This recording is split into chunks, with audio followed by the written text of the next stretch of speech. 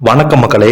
நம்ம இந்த வீடியோல என்ன செய்தி பார்க்க போறோம்னா, நின்னுட்டு தான் தூங்க முடியும், மனைவி விட்டு போயிட்டாங்க, சந்தானம் தான் பாத்துக்கிறாரு. லுல்லு சபா நடிகரின் பரிதாப நிலை இப்போது வெளியாகி ஒட்டுமொத்த திரையுலகையும் அதிர்ச்சியடை வைத்துள்ளது. வாங்க, அந்த பிரபலம் யார், அவருக்கு என்னாச்சு, எதனால இந்த மாதிரி வீடியோ ஒன்று வெளியிட்டிருக்காருன்னு இந்த வீடியோல முழுமையாக பார்த்து தெரிஞ்சுக்கலாம். அதுக்கு முன்னாடி நம்ம சேனலை சப்ஸ்கிரைப் பண்ணாதவங்க எல்லாம் சப்ஸ்கிரைப் பண்ணிக்கோங்க. பெல் பட்டன் சிம்பல் அமைக்கி நம்ம சேனலோட நோட்டிபிகேஷனை எனபிள் பண்ணிக்கோங்க. நாங்க போடுற வீடியோ பார்த்தீங்கன்னா உங்களுக்கு உடனுக்குடனே வந்து சேரும். லுல்லு சபா ஆண்டனி குறித்து பலரும் அறிந்திராத தகவல் தான் தற்போது இணையதளத்தில் வைரல் ஆகி வருது. விஜய் டிவியில் ஒளிபரப்பான பிரபலமான நிகழ்ச்சிகளில் ஒன்றுதான் லுல்லு சபா.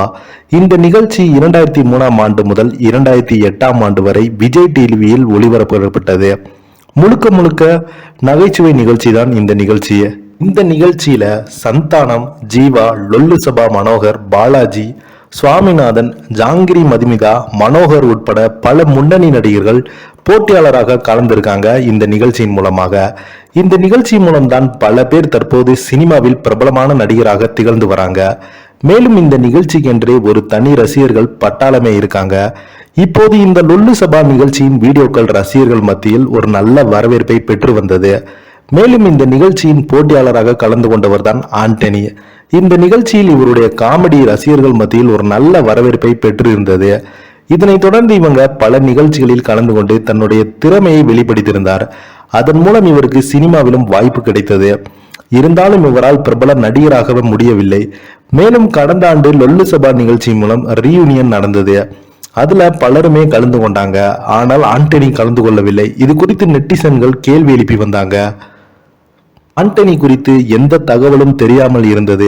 இந்த நிலையில சமீபத்தில் யூடியூப் சேனல் கொண்டளித்த லுல்லு சபா ஆண்டியை பேட்டி எடுத்திருக்காங்க. அதுல அவங்க எனக்கு லுல்லு சபா நிகழ்ச்சி வாய்ப்பை கொடுத்தது. அதன் மூலம் சினிமாவில் எப்படியாவது பிரபலமாக என்று போராடினேன். ஆனால் வாய்ப்புகள் கிடைக்கல. இப்படி இருக்கும் நிலையில தான் எனக்கு உடல்நலம் சரியில்லாமல் போனது. முதல்ல நெஞ்சு வலி ஏற்பட்டு ஆஸ்துமா பிரச்சனை வந்தது. அதற்கு பிறகு இடுப்புக்கு கீழே முழுவதும் நீர் கோத்து நடக்க முடியாமல் போனது. என்னால் சாதாரண மனிதர்கள் போல் படுத்து தூங்க முடியாது. படுத்தால் மூச்சு திணறல் ஏற்படும். இதனால் சிறிது நேரம் உட்கார்ந்து சிறிது நேரம் நின்று கொண்டுதான் தூங்குவேன். இப்போது என்னுடைய மனைவி குழந்தைகளினுடன் இல்லை. நான் சினிமாவில் சாதிக்க வேண்டும் என்று இருந்ததால் என் மனைவி ஒரு கட்டத்துல வெறுத்து போய், நீ எப்பதான் வெற்றி அடைவாய், இனி உன்னுடன் வாழ முடியாது என்று சென்று விட்டாங்க. இதனால் நாங்க பிரிந்துதான் வாழ்கிறோம். என்னை இப்போது பார்த்து கொள்வதற்கு யாரும் இல்லை. என் மனைவியும் வருவதில்லை. சந்தான பேச்சை நான் கேட்கவில்லை. என்னுடைய தீய நண்பர்களால் என்னுடைய பணம், வீடு எல்லாமே என்னை விட்டு சென்றது. ஆனால் அந்த கஷ்டப்படும் நேரத்தில் அவர்கள் உதவே இல்லை. சந்தானம் தான் உதவுகிறார்.